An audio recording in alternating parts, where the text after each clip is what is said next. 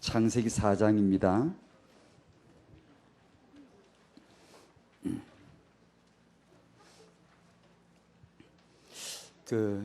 렘넌트 비전이 참 소중합니다. 저도 잘 몰랐는데 자꾸 이제 메시지 듣고 또 기도하며 또 이렇게 해갈수록 자꾸 느껴지고 정말 하나님이 여러분을 귀히 보세요. 그래서 여러분들이 그 비전이 손상되지 않아야 되고 보호가 돼야 돼요. 이게 비전이 누수되면 안 돼요. 그래서 가장 사단이 여러분을 노리는 것이 성과 그리고 결혼과 후대 여러 가지가 있지만 이제 이런 시간에 한번 이런 주제를 다뤄보는 겁니다.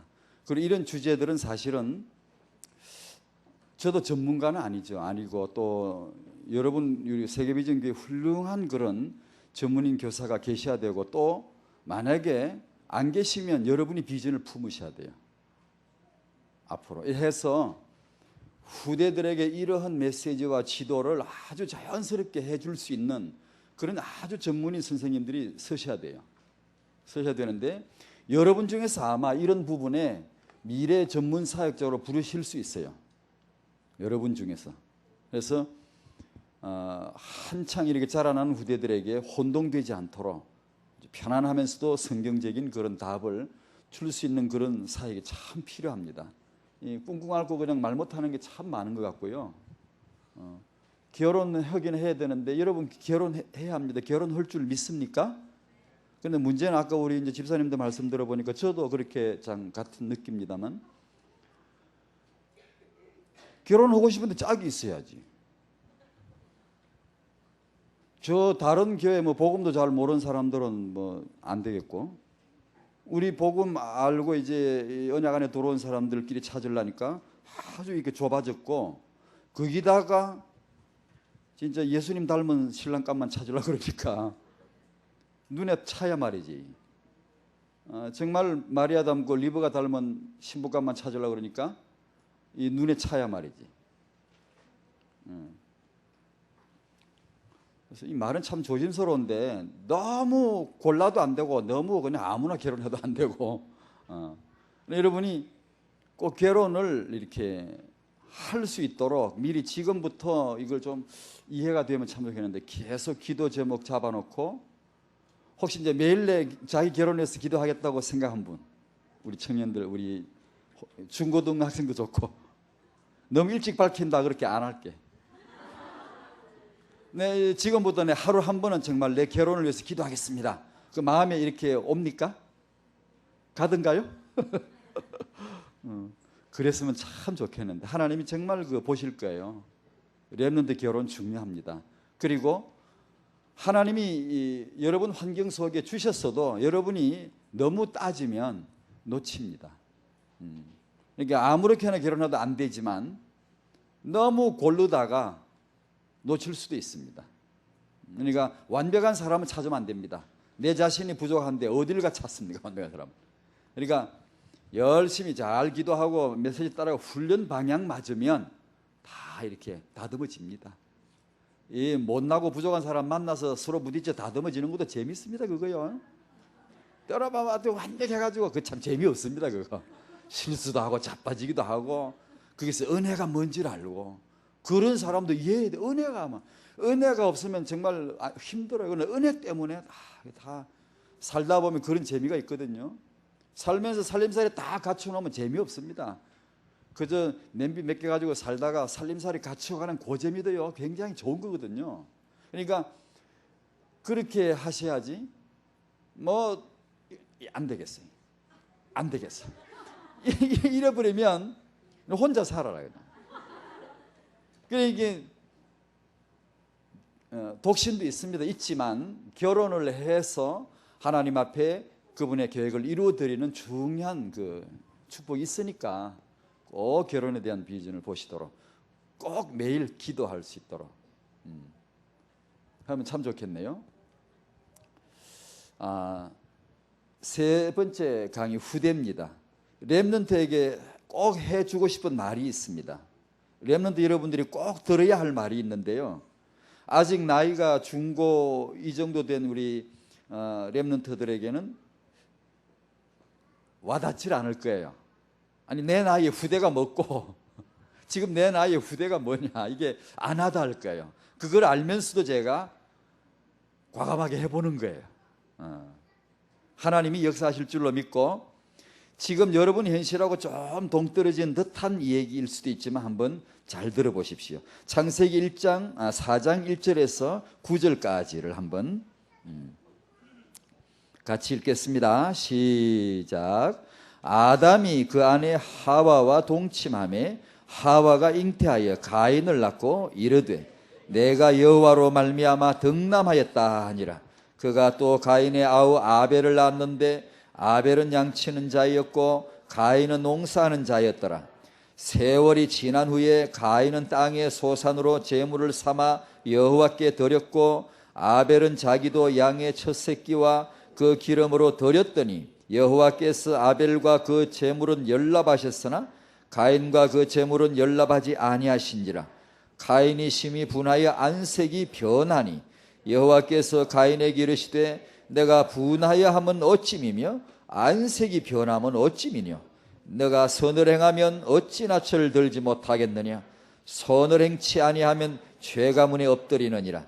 죄의 소원은 내게 있으나 너는 죄를 다스릴지니라. 가인이 그 아우 아벨에게 고하니라. 그 후 그들이 들에 있을 때에 가인이 그 아우 아벨을 쳐 죽이니라. 여호와께서 가인에게 이르시되 내 아우 아벨이 어디 있느냐. 그가 가로되 내가 알지 못하나이다.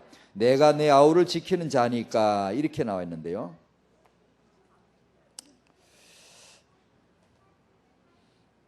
이 참 마음 아픈 현장인데 그래도 봐야 됩니다. 이걸 놓치면 안 됩니다.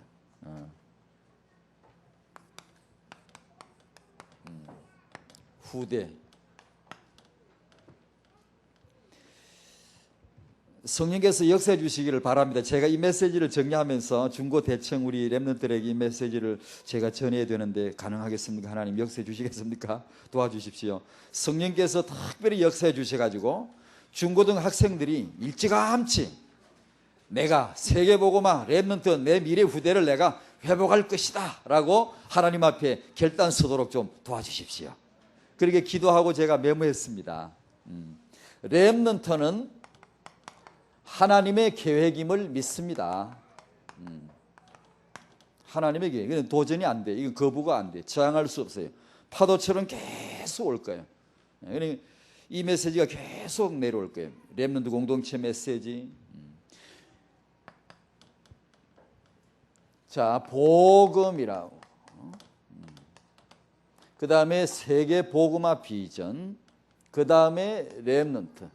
이게 족보입니다. 족보. 이게 복음은 요즘 우리말로 좀 하나 좀 설명을 추가해 붙여보면 우리나라 정치가 정권이 바뀌죠. 누구 정권, 옛날에 뭐 이렇게 대통령 정권이 갈리고 또 정권이 갈리고 지금 노무현 정권 이렇게 들어섰는데 그렇게 부르죠. 김대중 정권 이런 부르죠. 근데 이 땅에는 영원한 정권이 없어요. 계속 바뀌어야 돼요. 바뀌어야 또 맞고요.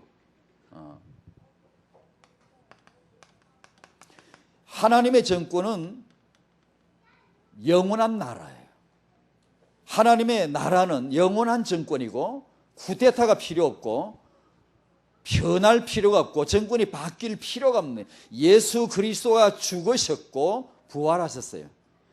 이 복음은 추가할 게 없고 감하면 안 되고 변할 수 없고 영원한 하나님의 나라예요. 무너지지 않는 완벽한 토대를 갖췄어요. 완전한 복음이에요. 이미 그분이 죽음을 경험하시고 부활하셨기 때문에 이제는 부족이 없어요. 부족이 없어요. 이제 완벽한 정권이라고 봐야 돼요. 무너지지 않습니다. 세계복음화는 그렇다면 세계복음화는 뭘까요? 세계 경영하시는 하나님의 정책입니다. 가장 세계 경영에 확고한 하나님의 정책입니다. 세상 정책은 많이 바뀌어요. 이게 수정 보완해야 되고 그렇지만 세계복음화는 하나님의 변할 수 없는 확고한 세계 경영입니다. 하나님은 어떻게 경영하시죠? 세계를 세계복음화로 경영하십니다. 그러면 그렇다면 이런 용어를 쓴다면 렘넌트는 뭐죠? 하나님의 현실 정치입니다.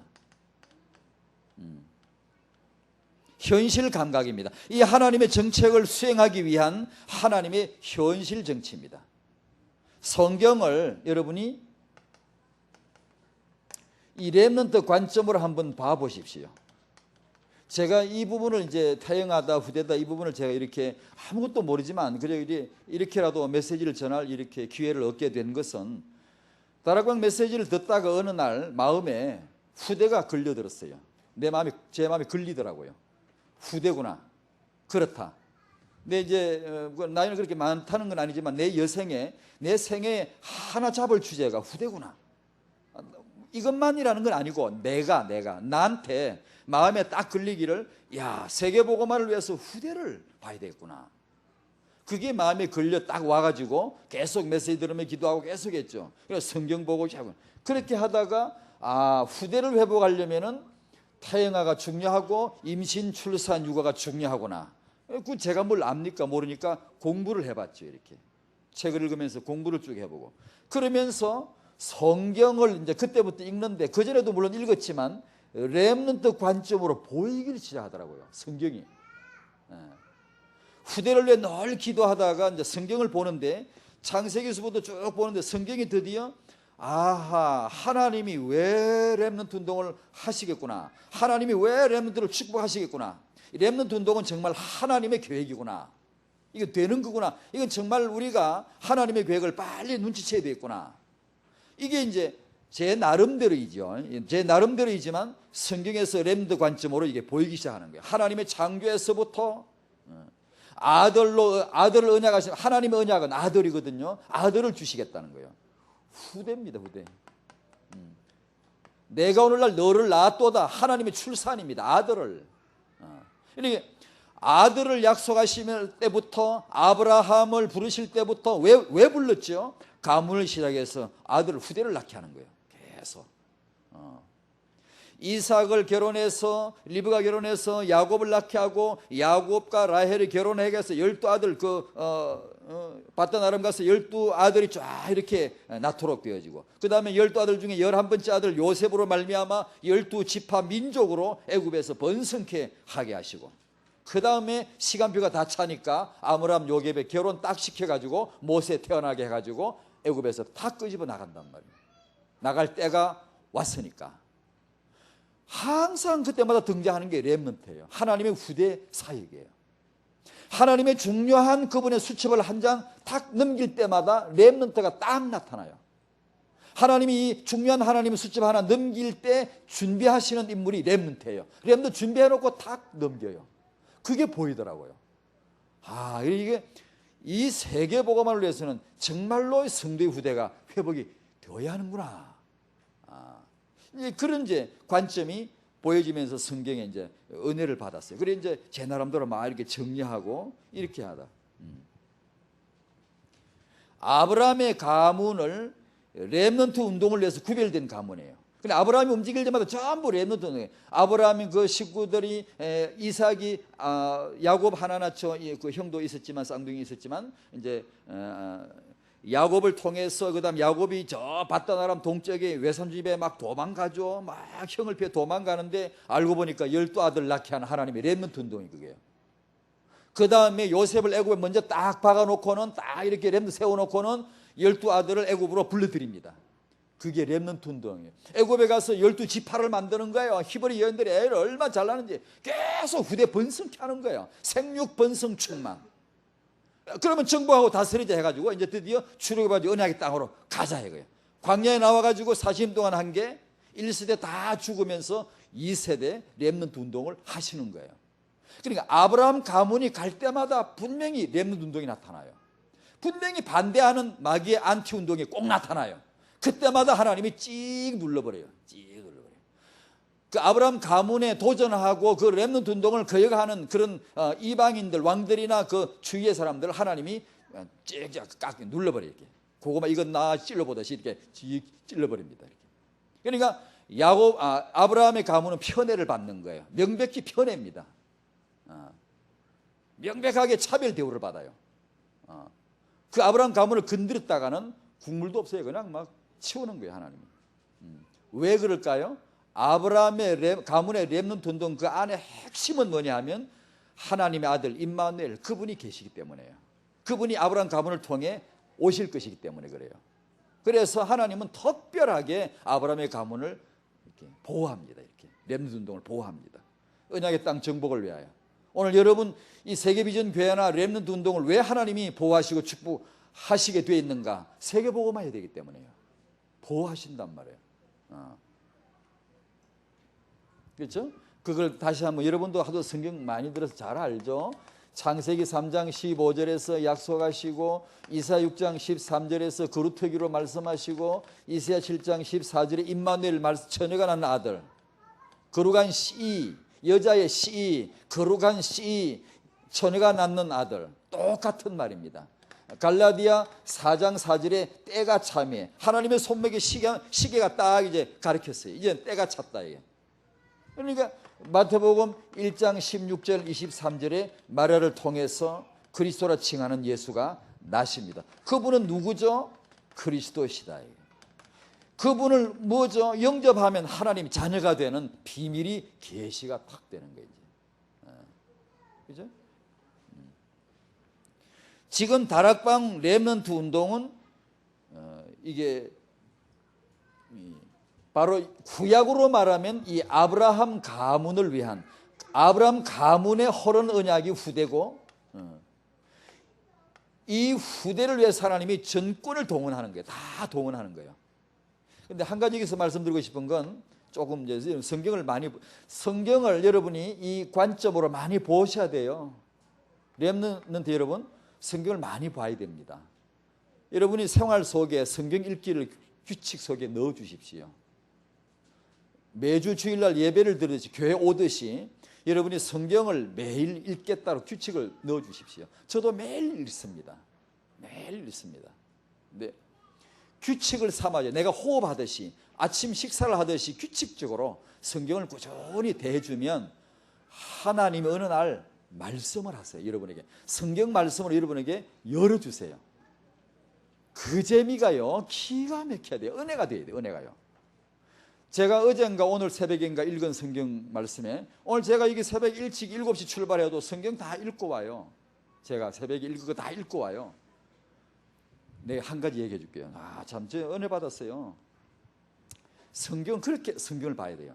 다니엘이 어느 날 성경을 읽습니다. 옛날에 자기 선배 선지자 예레미야가 쓴 성경을 읽어요. 다니엘 9장에 나오는 얘기예요. 예레미야의 책을 우리말로 성경이에요. 그 성경을 읽어가다가 딱 깨달아요. 그게 이제 70년이라 예레미야가 뭘 예언했냐 하면 앞으로 이 유다가 우상 숭배하고 하나님 말씀 안 들으니까 니들 징치받아가지고 저기 바벨론에게 포로 잡혀갈 거야. 가서 70년간 포로 생활할 거야. 그걸 예레미야가 예언했어요. 그 예언이었거든요. 그때는요. 전혀 미래거든요. 근데 다니엘은 누구죠? 바로 그 유다가 망할 때 잡혀간 유다 나이 어린 5살이나 10살이나 이 정도 된 소년이 어린 아이였단 말이에요. 그때 끌려갔단 말이에요. 그 바벨론에 느부갓네살에 끌려갔단 말이에요. 그러니까 끌려가서 예레미야 책을 읽다가 바벨론에 와서 포로 생활을 얼마 한다고? 70년간 한다고 예레미야가 말했다는 걸 읽다가 딱 치는 거예요. 계산해 보니까 70년 다 찬 거예요. 그러니까 아마 다니엘이 한 80세 정도 됐을까요? 계산해 보니까 70년이 다 찬 거예요. 다니엘이 무릎을 딱 꿇습니다. 하나님 70년이 다 찼군요. 우리가 돌아갈 때가 됐군요. 하나님 우리를 용서해 주시고 그 언약의 땅으로 다시 돌아가게 축복해 달라고 기도를 길게 드립니다. 여러분 성경을 읽다가 그런 깨달음이 와야 돼요. 신약을 읽다가 구약의 그 말씀이 바로 이런 뜻이구나 하고 쨍하고 이렇게 맞부딪혀요. 구약을 읽다가 신약의 그 말씀이 이런 뜻이구나 하고 자 이렇게 마주쳐요. 그런 걸 은혜를 받아야 돼요. 그게 얼마나 재미있는지 몰라요. 다니엘이 그런 걸 깨닫더라고요. 그러니까 그런 성경을, 은혜를 여러분이 받아야 되는데, 성경을, 하나님의 말씀책을 가까이 가능한 규칙적으로 읽어주면 언젠가 여러분의 마음에 말씀의 대로가 짱 하고 열릴 수 있어요. 그러면요, 렘넌트 키가요 확 커버립니다. 쑥 커버려요. 엄청난 비전, 눈이 막 올라가 버립니다. 성경을 많이 그리고 자세히 보는 버릇을 길들이면 참 좋습니다. 두 번째 넘어갑니다. 아브라함 가문의 후대 렘넌트 운동 하시듯이 지금 RUTC를 통해 후대 운동 하신다. 아까 그 말씀 하려고 하는데, 아브라함 가문, 이건 좀 어려운 건가 모르겠지만 잘 한번, 그렇지 않아요? 여러분 잘 들어보세요. 창세기 18장에 보면 하나님이 아브라함에게 아들 없죠, 할머니 됐죠, 사라, 아브라함 할아버지 됐죠, 애기 못 낳아요. 그런데 하나님이 자꾸 아들 주겠다고 약속하죠. 아브라함 피 웃죠. 황당하다 이거죠. 사라도 웃었죠. 피식 웃죠. 하나님 아주 그냥 황당한 분이다 이거죠. 그런데 하나님은 계속 약속하세요. 약속하시면서 뭐라고 하시냐면, 명년 이때에 1년, 앞으로 1년 안에 사라가 아이를 낳을 것이다. 명년 이때에 내가 너희한테 올 것인데 그때 사라가 아이를 낳을 것이다. 그 말씀을 하세요. 두 번이나 반복에 자꾸 하세요. 1년 만에 사라가 아들 낳았죠. 이삭 낳았죠. 그러면 우리는 사라가 아들 낳은 이삭이 눈에 보이는 아들이 중요하게 보이지만 더 중요한 게 뭐죠? 내가 너에게 올 텐데 그때 사라가 아들을 낳을 것이다. 그러면 뒤집어 보면 사라가 아들을 낳은 것은 보이지 않는 그 하나님의 아들께서 아브라함 가문에 임재했다는 외적인 하나의 사인입니다. 그러니까 더 중요한 것은 아브라함이 정말로 기뻐한 건 이삭일까요? 아니에요. 그걸 아셔야 돼요. 요한복음에 보세요. 예수님이 유대인들이 이 나이도 네가 50도 안 된 게 뭐 아브라함보다 네가 뭐 나이가 많어, 네가 뭐 아브라함 나기 전에 있었느냐, 막 이렇게 막 예수님을 보고 막 공박을 하니까, 아브라함 있기 전에 내가 나기 전에 내가 있었다 그러잖아요. 그러면서 아브라함이 나의 때 볼 것을 기다리다가 보고는 너무 기뻐했다라고 말하죠. 아브라함 집에 아들 이삭이 난 것이 너무 기쁘지만 경사지만 더 중요한 것은 하나님께서 그 가문에 임하셨다는 거예요. 그게 사실은 핵심이에요. 사실은요. 우리가 RUTC 운동하죠. 우리가 성도님 후대 복받아야 되죠. 그것은 하나의 외적인 사인이고, 이 렘넌트 운동이 진실한 게 뭐냐? 여기에 하나님 임재했다는 거예요. 그게 지금 내 말 지금 알아듣나 지금 모르겠다. 들립니까? 이게 굉장히 중요합니다. 이게 아브라함 가문에 이삭이 나고 후대들이 계속 나는 것은 하나님이 그 가문에 임재했다는 겁니다. 그게 더 중요하다는 거죠. 여기 우리 렘넌트 운동하죠. RUTC 운동하죠. 후대들이 복받을 거라고 운동하죠. 이건 무슨 뜻이냐 하면 하나님이 세계복음하실 하나님이 여기 지금 임재해 계시다는 뜻입니다. 그게요. 아이 답답하네. 그 맞나? 그 말입니다 지금.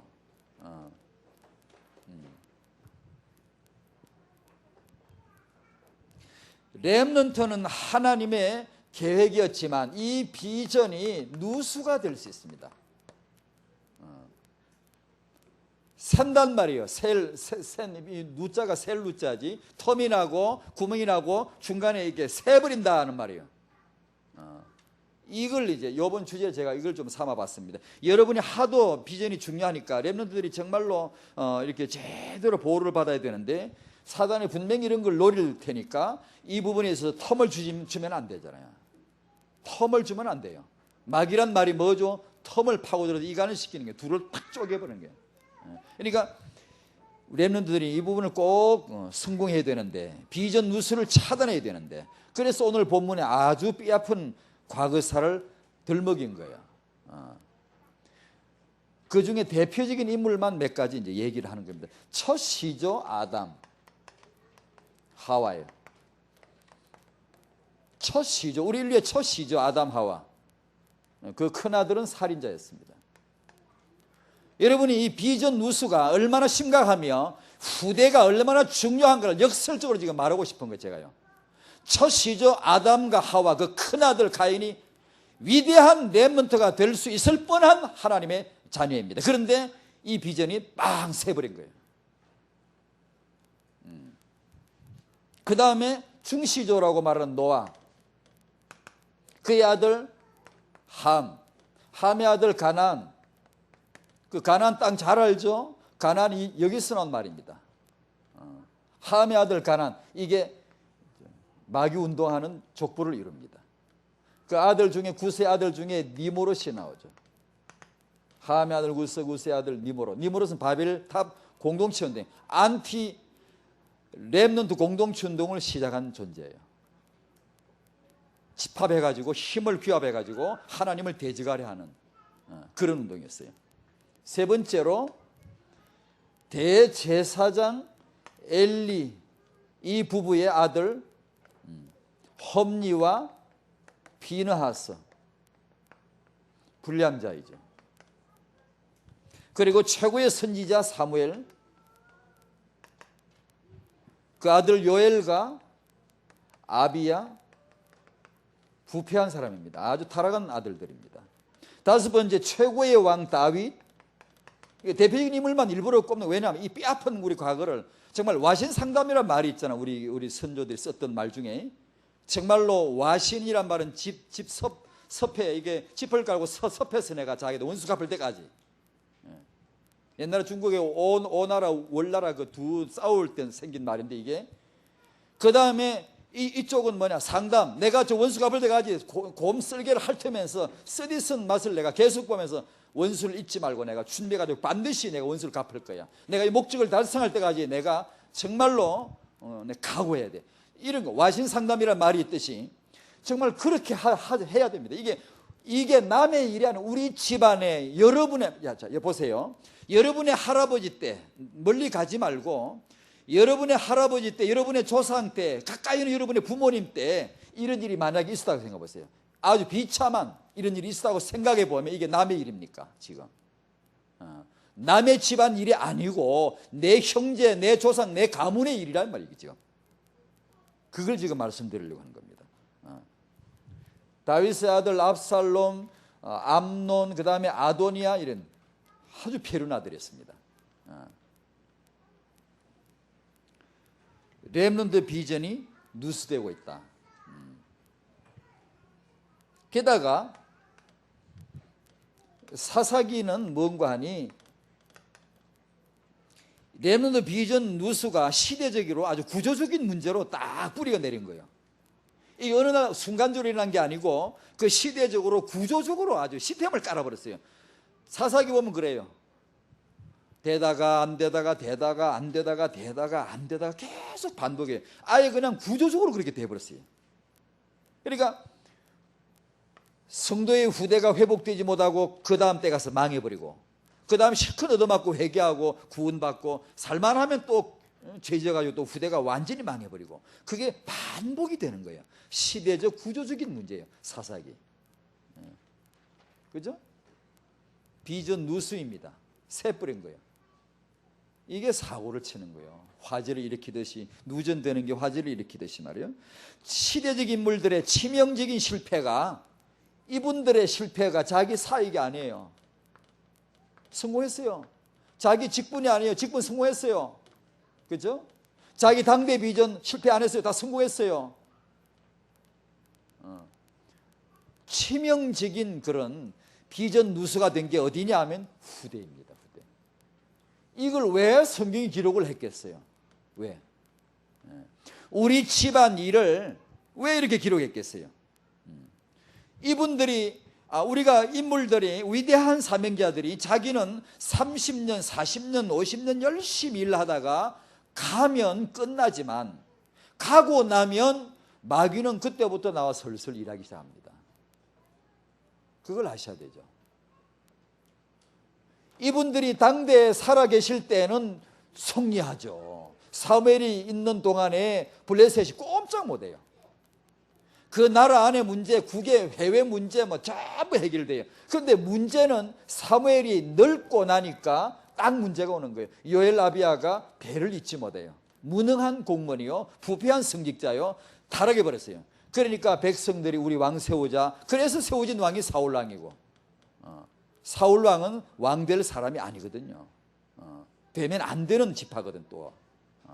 그런데 그러니까 이분들이 살아있을 때는 위대한 일이 이루어지지만 죽고 나서 사단이 이럴 때는 가만히 있는 거예요.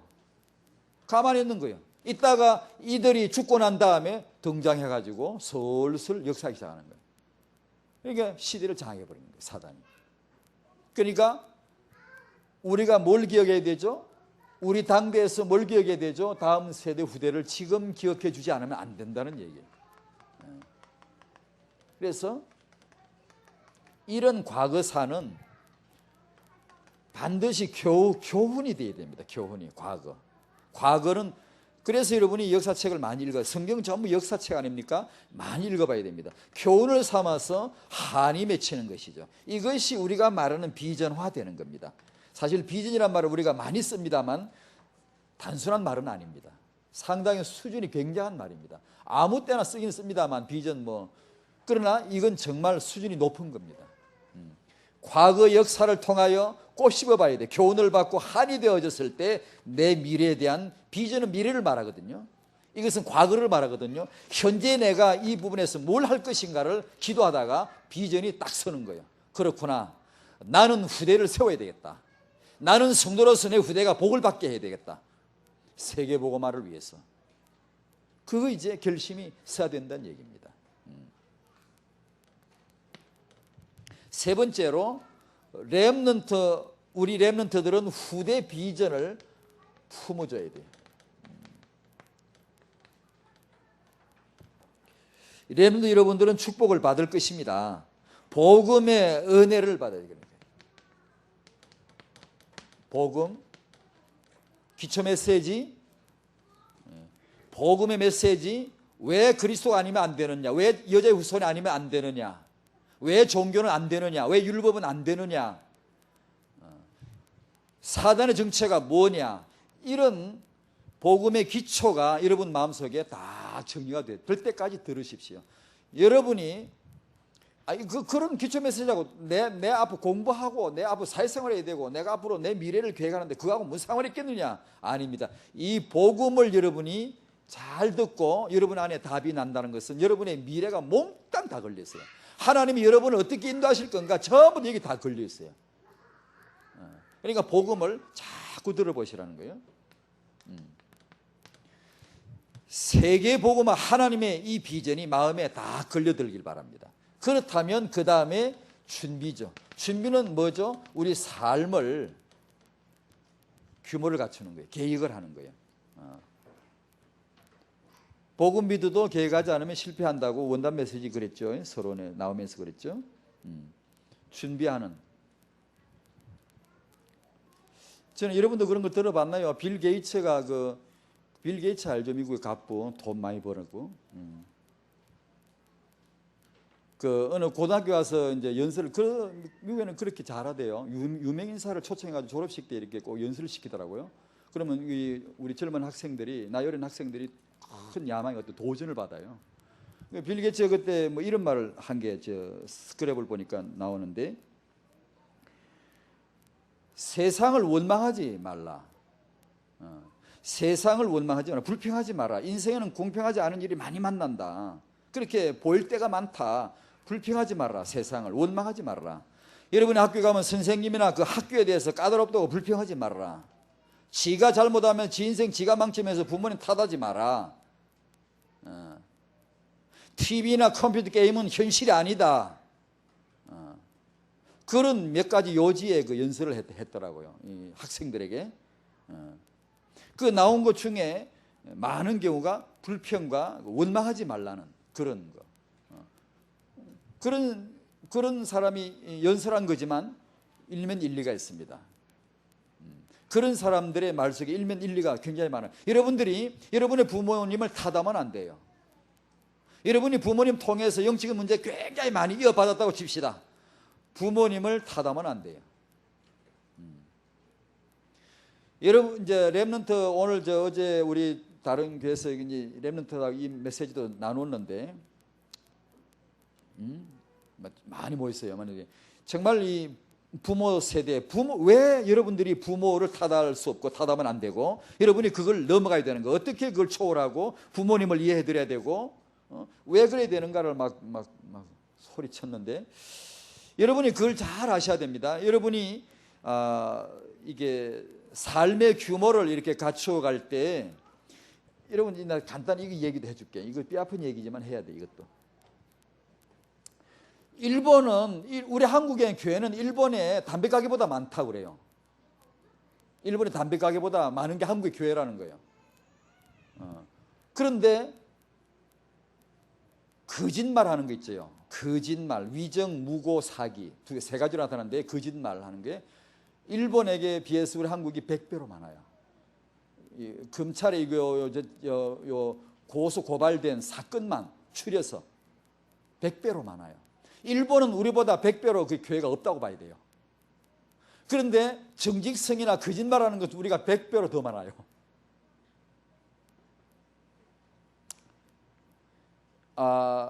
여러분이 위대한 그런 지도자들, 인물들 자서전이나 그런 위인전이나 그런 사람들을 자주 봐야 돼요. 자주 읽어보고 갖춰야 되는데 우리 부모님들 참 저도 이걸 많이 깨달아야 되고 육아할 때 분명하게 이 그릇을 갖춰줘야 됩니다. 분명하게.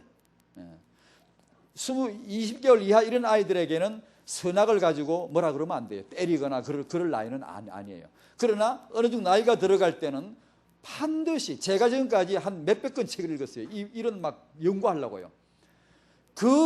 예를 들면 스필버그 같은 사람이 저런 탁월한 어떤 창의를 가진 기발한 영화 감독이 된 것은 그 어머니 육아가 굉장히 자유방임적인 육아였어요. 어떻든 자기 아들 편을 들어주는 거예요. 자기 아들이 학교 땡땡이 치고 그냥 놀다 집에 돌아가도 엄마는 자기 아들 편을 들어주는 거예요. 선생님에게 거짓말 편지까지 써보내면서 우리 아들이 이런 일이 있어가지고 못 가도 거짓말 써보내. 이 정도로 자기 아들을 믿어주고 막 방임시킬 정도로 했어요. 그런 식으로 해서 인물이 된 사람들은 대개의 그런 예능계통, 그런 아주 좀 정신이 사는 사람들 있잖아요. 좀 이렇게 막 댕댕댕댕 이러고 막 거기 이렇게 사는 사람. 좀 제정신 못 차리고 사는 그런 예능계통 인물들은 그런 식으로 많이 나와요. 좀 나. 그런데 인물들 제 나름대로입니다. 조사한 바로 열에 한 명 정도 그렇고 대부분의 지도자 리더들은요 엄격하게 자랐어요. 여러분 어릴 때 함부로 행동하는 거 부모님이 용납하면 안 돼요. 엄마한테 막 대들죠. 때리고 절대 용납하면 안 돼요. 그게 나중에 누굴 때릴 줄 압니까? 안 돼요. 용납하면 안 돼요. 절대 져주면 안 돼요. 부모님은 아이를 키울 때 져주면 안 돼요. 저는 많이 져준 기억이 나요. 져주면 안 돼요. 왜냐? 나의 아버지 직분은 하나님 주신 거예요. 하나님을 위하여 져주면 안 돼요. 왜냐? 내가 져주면 이게 하나님도 밟으려고 그래요. 아버지 권위는 하나님 권위예요. 하나님 주신 거예요. 어머님 권위는 하나님 주신 거예요. 그러니까 우리 부모님이 육아할 때 이건 철저하게 해줘야 돼요. 지도자를 정말 만들려면. 렘넌트 운동이 정말 우리 후대가 렘넌트라면요 예사로이기면 안 돼요. 반드시 잡아줘야 돼요. 규모를 다 갖춰줘야 돼요. 그러나 그 방법이 또한 중요해요. 길을 꺾고 애를 그냥 아주 그냥 이렇게 하면서 하는 게 아니고요. 그 좋은 방법을 알려고 하니까 공부를 해야 돼요. 육아 공부를 해야 돼요. 벤치마킹 해야 돼요. 잘한 사람들을 자꾸 공부를 하면서 내 개발을 해야 돼. 내 혁신을 일으키고 내가 이거 버려야 되겠구나. 이거는 새로 배워야 되겠구나. 자꾸 그걸 해나가야 돼요. 그걸 중단하면 안 돼. 아기를 키우는 엄마는 그 순간은 정말 하나님의 대리인입니다. 그게 창조자 역할이기 때문에 그 순간만큼은 정말로 경계심을 늦추면 안 돼요. 인간 육아는 중요합니다. 그래서 공부를 계속하고 계속 엄마들끼리 포럼을 하고 이 부분에 대해서 정말 서로 교환을 하고 해줘야 돼. 그래서 우리 복음을 안 가진 유대인이나 일본인 이런 사람에 비해서 삶의 규모가 월등하게 올라가 버려야 돼. 교회 안에 여러분 청소년들이요. 저는 간혹 우리는 다른데 렘들에게 막 과음을 지릅니다 이런 거. 교회 안에 어른들 계시면 깍두하게 예우를 해드려야 됩니다. 센 머리 앞에 일어서라. 여러분이 어른들 앞에 일어서서 인사드려야 돼요. 어른들 계시면 자리를 딱 이렇게 드리고 딱 서서 이렇게 하는 그런 걸 배우십시오. 왜냐? 여러분 렘넌트이기 때문에 여러분은 리더가 돼야 돼요. 리더가. 그런 부분을 여러분이 안 세우면 여러분이 말하는 렘넌트 비전이 누수될 수 있습니다. 새버린단 말이에요. 나중에. 지도자는 하나님 만드시거든요. 내가 된다고 되는 것만 아니에요. 하나님 은혜 안에서요 그런 것을 볼 줄 아셔야 돼 이제는. 시간을 이렇게 관리하는 거 하면 이런 거 완전하진 않아요. 그걸 보고 또 우리 부모님들이 자식들 보고 완전하라고 자꾸 닥달하면 안 돼요. 믿어줘야 됩니다. 믿어주면서 힘을 자꾸 불어넣어줘야 돼요. 그러면 시간이 걸려도 그 아이가 나중 되긴 되거든요. 근데 너무 닥달하면 될 것도 안 됩니다. 저도 그래요. 집사람이 뭐라 그러면 말했기 때문에 안 해. 더 싫어. 닥달하는 가만두면 제가 잘합니다. 그런데 자꾸 옆에서 말아서 하면 더 안 해. 당신이 말했기 때문에 하기 싫어. 그런 기질이 못된 게 있거든요. 잘할 때 특히 더 심해 그게요. 그러니까 하여튼 이게 참 이게 보통 문제가 아니에요. 그런데 이 고도의 이게 실력입니다. 육아가. 그래서 이걸 우리 렘넌트들도 이제 알아야 되고 부모님들도 알아야 되고 이런 삶의 준비가 되도록 고르게 갖춰 주셔야 돼요. 그런 거 배우셔야 돼요. 계단 올라갈 때도 어른하고 순서가 다 있어요. 내려올 때도 순서가 있어요. 남성이 여성을 예우하는 법도 배우십시오. 어른을 예우하는 법도 배우시고 엘리베이터 탈 때 내릴 때 어른 앞에 순서도 지키십시오. 아무것도 아닌 것 같죠. 하나님이 그런 사람을 리더로 조직해 갑니다. 창조해 가요. 자꾸만. 그러면 더 큰 게 보여요. 여러분 또래가 못 보는 것이 보입니다. 사회가 그렇게 보입니다. 저는 뭐 잘했냐고요? 아니요. 뭐 제가 중학교 2학년쯤 돼가지고 인생이 계획 한번 됐어요. 눈이 뜨이더라고요. 제 나름대로이지만 눈이 확 열리더라고. 그러니까 내가 부모님을 이렇게 대해드리고 내가 세상을 그게 내 단계지만 보이더라고. 나는 군대 가가지고 눈이 확 열리더라고요.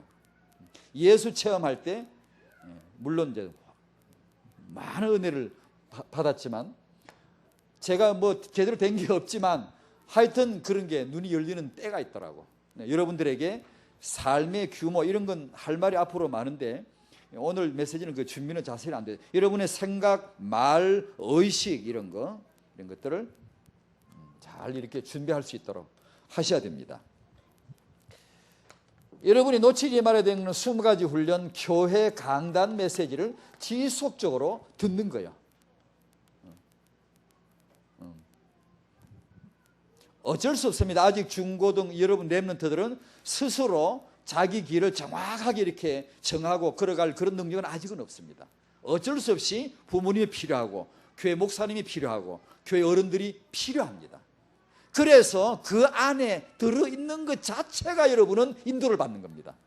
그 자체가 렘넌트라고 하는 규모 안에 들어와 있는 것 자체가 교회라고 하는 이 교회 안에 소속이 되는 것 자체가 여러분이 집에 들어가야 되고 부모님 앞에 가야 되는 그 자체가 하나님의 원리입니다. 그러니까 그걸 꾸준히 하셔야 된다는 얘기죠. 중요한 습관. 성경 읽기 아까 말씀드렸는데 독서 여러분이 독서하는 거 우리 태영아 메시지는 자주 강조했습니다만 제 집에도 그걸 써붙여놨어요. 우리 아이들 다음 후대 뭐 그게 저는 뭐 조그만하지만 제 한이 돼 손이 됐는데 막 우리 가문을 이렇게 만들자.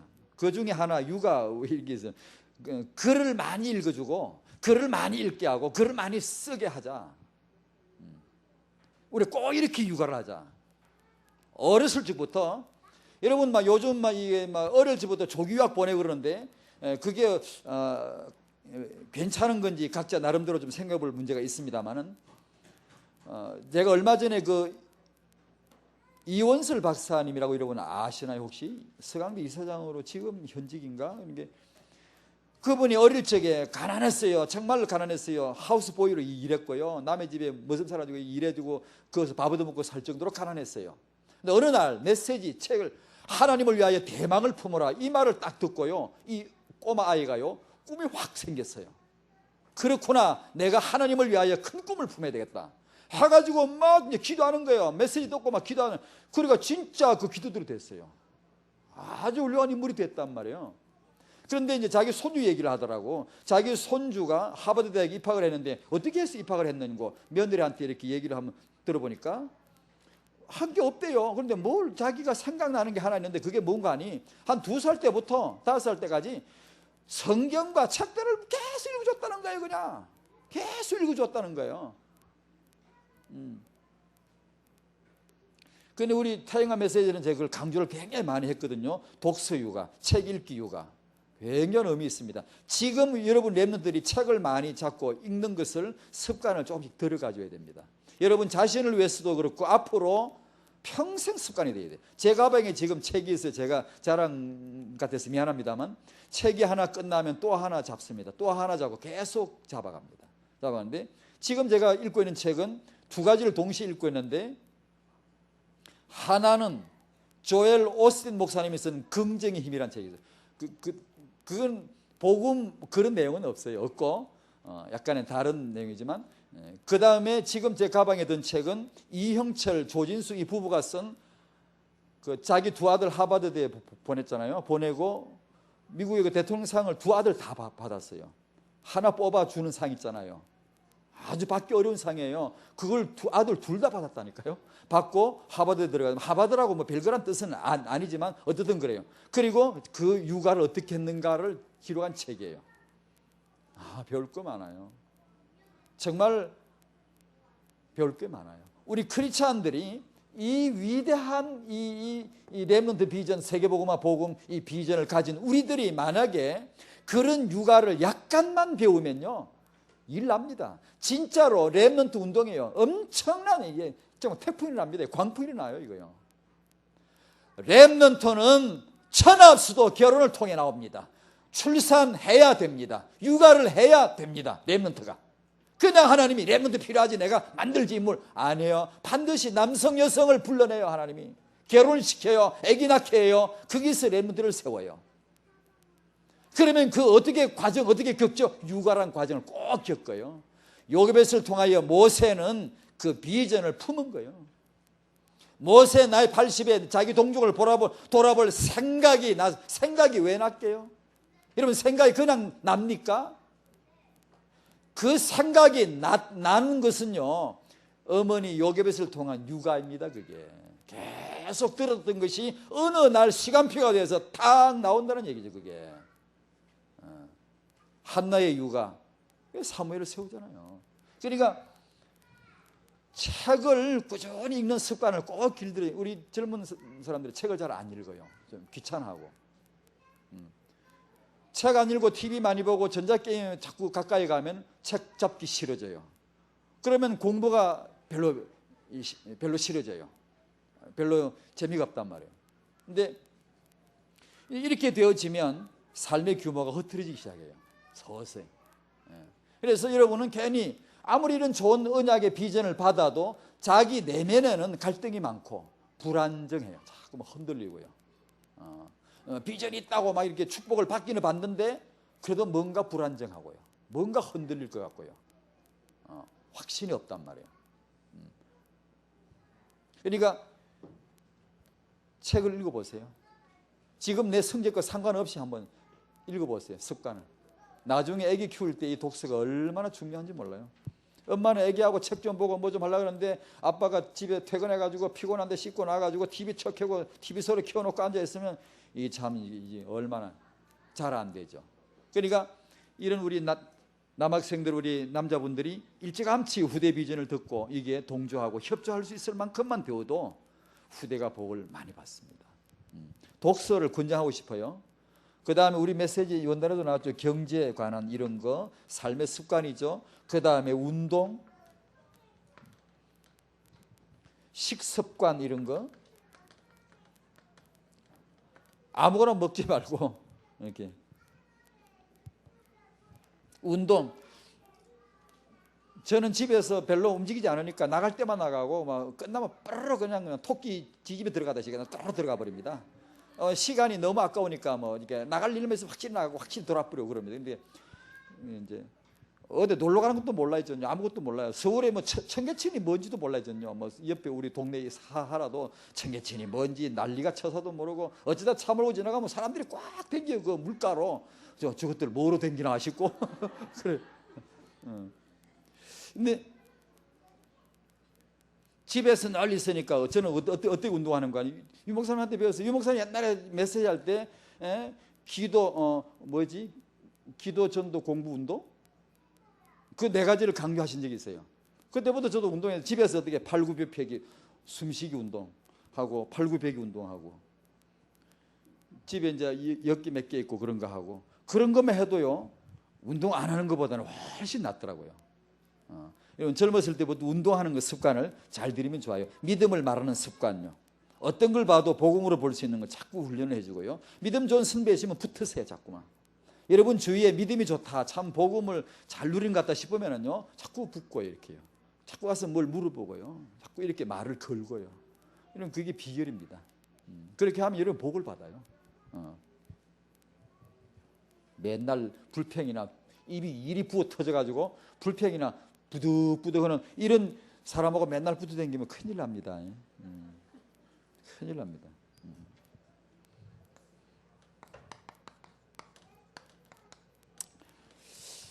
자, 우리 1, 2, 3강을 했는데 오늘 렘넌트는 하나님의 출발이다. 이걸 결론적으로 한 말씀드립니다. 자, 성경에서 나오는 출발 두 가지가 있어요. 첫 번째 창세기 1장 27절 청년입니다. 하나님은 청년 아담을 만드셨어요. 청년 아담에게서 청년 여자를 만들어내고 그 다음에 결혼했어요. 그러니까 하나님의 출발은 누구다? 청년이다. 하나님의 첫 출발은 청년이다. 그 다음에 성경에 나오는 첫 출발이 뭐니 해도 이걸로 출발해요. 타영하예요. 후대예요. 생육 번성 충만이죠. 그러니까 청년의 때에 성경은 청년의 때에 이 말을 창조자를 알아라. 어려서부터 그런 말을 꼭 씁니다. 어려서부터 이게 출발이에요. 두 가지. 이 둘은 청년의 이 타영에서부터 청년기까지 긴 기간이거든요. 이 기간이 뭐냐 하면 돈벌이가 안 돼요. 덕이 안 돼요. 별로. 전부 준비하는 기간이에요. 돈 쓰는 기간. 속 썩이는 기간. 누군가가 도와줘야 되는 기간. 이게 길어요. 이 엄청난 기다란 이 시기를 마귀가 통째로 집어 먹어버리려고 그래요. 들어 먹어버리려고 그래요. 그래서 비전 누수 막아라. 비전이 새는 걸 막아라. 이 시기는 시대적인 황금의장이고 시대적인 사각지대입니다. 비전 누수되지 않게 하라. 그 다음에 여러분은 속지 말아야 된다. 반복합니다. 왜냐? 렘넌트이기 때문에. 속지 말아라. 이 속지 말라는 말이 무슨 뜻인가도 여러분 많이 포럼해야 됩니다. 유 목사님 통해 듣는 건데 자주 포럼 해보셔야 되는데 간단히 지나갑니다. 여러분을 통해서 미래 후대가 회복이 될 것입니다. 저는 이것을 믿습니다. 누가 어떻게 될지 모르겠는데 저는 믿습니다. 믿길래 저는 이걸 맨날 부르짖죠. 믿습니다. 저는 여러분을 통해 후대가 회복될 줄 믿습니다. 그래서 저는 그냥 믿음으로 말하는 거예요. 저는 될 줄로 믿어요. 왜냐? 이건 하나님이 꼭 하실 운동이거든요. 그래서 여러분은 이 누수를 막아라. 그 누수는 특히 마귀가 여러분 앞에 성으로 결혼으로 후대란 이 주제를 걸고 덫을 놓을 것이다. 후대를 모르게 할 것이고 결혼에 대해서 인도받지 못하게 할 것이고 성에 대해서 걸려 넘어지도록 유혹할 것이다. 그걸 알려드리고 싶었던 겁니다. 인생은 짐승에 진화된 존재가 아니고 떠돌이가 아닙니다. 떠돌다가 아무나 만나고 떠돌다가 아무나 사랑하고 아무나 결혼하고 이런 아무나 후대를 아무렇게나 낳고 이런 존재가 아닙니다. 떠돌이가 아닙니다. 짐승이 진화된 존재가 아닙니다. 명백하게 하나님에 의해서 창조된 청년이요 후대입니다. 하나님의 계획이 있습니다. 그러니까 그런 분명한 언약을 가지고 분명한 비전을 가지고 이 말을 또 오해하면 아까 제가 서두에 우리 중자분들하고 말씀 들으니까 참 그게 내 문제고 또 우리들 현장 문제고 이게 언약이다 막 이게 막 강조를 하다 보니까 이게 눈에 차는 상대가 안 보여. 믿음이 시원찮아 배우고 이게 애기 별로 안 좋고 이렇게 찍찍 걷다 보면 남는 게 있어야지. 자기도 남에게 옆 사람에게 찍 그인다는 걸 알아야 돼요. 내만 그을 수 있나? 남도 나를 그은다는 걸 알아야 돼요. 그러니까 어지간하면 사는 게 좋아요. 아닙니다. 여러분 결혼은요 어지간하면 사는 게 좋고 만들어가는 겁니다. 그 재미있어요. 은혜가 있기 때문에 괜찮아요. 은혜가 있기 때문에 너무 이제 아까 우리 그냥 뭐 진짜 하게 맞죠. 특히 자매들이 이 형제 남자 하나 잘못 만나면 진짜 평생 진짜 참 고생하는 건 맞긴 맞죠. 그러나 너무 지나치게 그러다가 너무 시집 못 가면 그것도 어렵네. 어려우니까 엔간하면 하는 것도 좋아요. 엔간하면 결혼해가지고 열심히 둘이 언약 향하게 가자고. 우리가 둘 다 부족하니까 열심히 손잡고 같이 언약 향하게 가고, 그래서 그게 뭐 깨어지고 다시 재조립되고 뭐 이런 재미로 사는 거지. 그러니까 왜냐하면 지금 이 다락방 안에 놓친 애들이 너무 많대요. 우리 딸도 30살이 넘었어 지금. 나 아까 내 밥 먹다 걱정돼서 큰일, 우리 큰딸 걱정이 너무 되더라고 갑자기. 지금까지 걱정 안 했거든요. 아니 진짜 30 넘어가면 이게 아기 낳을 때도 힘들고 안 좋아요. 아기 육아할 때도 어렵고요. 안 좋아요. 초산은 일단 나이가, 초산 연령은 일단 더 어려야 돼요. 30 넘어가는 건 안 좋아요. 둘째, 셋째 낳는 건 30 넘어도 괜찮지만 초산은 달라요. 의미가 아주 틀립니다. 근데 참 내 걱정이죠. 예.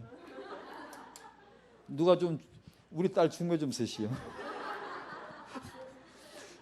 여기도 처녀들이 더 많을걸? 이 동네도? 여러분이 이 분명한 목적, 이 성이나 결혼 후대에 대해서 분명하도록, 분명한 그런 목표를 가지고 여러분은 그 헐값에 여러분 넘기면 안 됩니다. 그러나 또 다시 반복합니다. 노빠심이 있어서. 그러나 그런 말을 너무 곡해가지고 너무 지나치게 따지란 뜻은 아닙니다. 다 따져가지고 상대를 못 찾는 그런 것보다는 분명한 이 부분에 대한 목표의식을 가져야 돼요. 여러분의 성은 하나님의 성전이고 형상입니다. 고귀한 거란 말이에요. 세계복음할 성이란 말이에요. 남성이 여성이란 말이에요. 그러니까 여러분의 결혼은 세계복음화 후대 전략의 중요한 몫이란 말이에요. 이게. 여기서 응답을 받아야 후대가 사는 거예요. 그리고 여러분 잊지 말아라. 내가 렘넌트지만 내 후대는 나보다 더 큰 렘넌트가 될 것이다. 그게 하나님의 계획이다. 우리 이런 중학교 학생들에게는 그 말이 쉽게 안 와닿죠. 내가 언제 시집 가서 애 낳는게 지금 해야 됩니다. 나는 나보다 더 큰 강한 좋은 후대를 낳을 거라고, 회복할 거라고. 하나님의 축복이 있기를 바랍니다. 기도하십시다. 여러분, 오늘 이 강의를 제가 같이 나눴습니다. 하나님 앞에 생각해 보십시오. 나는 렘넌트의 성을 하나님의 형상으로 고귀하게 여기겠는가? 오늘 그런 마음을 정말 가지는가? 하나님의 은혜 앞에서 나는 렘넌트의 이성 문제, 내 이성 문제, 결혼에 대해서 하나님 인도받기를 소원하는가? 하나님의 은혜 앞에서 내가 오늘 나의 결혼과 내 미래 후대가 세계복음화 하나님의 계획에서 아주 중요함을 오늘 깨닫고 나보다 크고 강한 후대가 회복될 것을 나는 정말 언약을 한번 잡아보는가? 나는 성, 결혼, 후대에 있어서 이 중요한 주제들에 대해 세상 풍조가 아니고 이 문화 흐름이 아니고 하나님 인도 받겠습니다. 도와주십시오. 그런 기도할 마음이 있는지 하나님의 성령이 여러분 마음에 역사해 주시기를 바랍니다. 하나님께서 우리 렘넌트들의 마음속에 이런 중요한 결단을 내릴 수 있도록 도와주시옵시고 앞으로 이 성에 대해서, 결혼에 대해서, 후대에 대해서 이 렘넌트들이 하나님의 손에 차근차근 인도받도록 세상 풍조나 시류나 문화 속에 잘못된 정보 속에 저들이 혼돈하지 않도록 분명한 뜻을 정하고 목표를 가지고 하나님 앞에 이 문제에 있어서 인도받도록 결단 내리게 도와주시옵시고 하나님 이 문제를 도와주십시오. 하나님 이 문제를 인도하여 주십시오. 매일 기도할 수 있는 렘넌트 비전이 되게 하여 주시옵소서. 하나님께서 함께 하실 줄 믿사오며 예수님의 이름으로 기도하옵나이다. 아멘.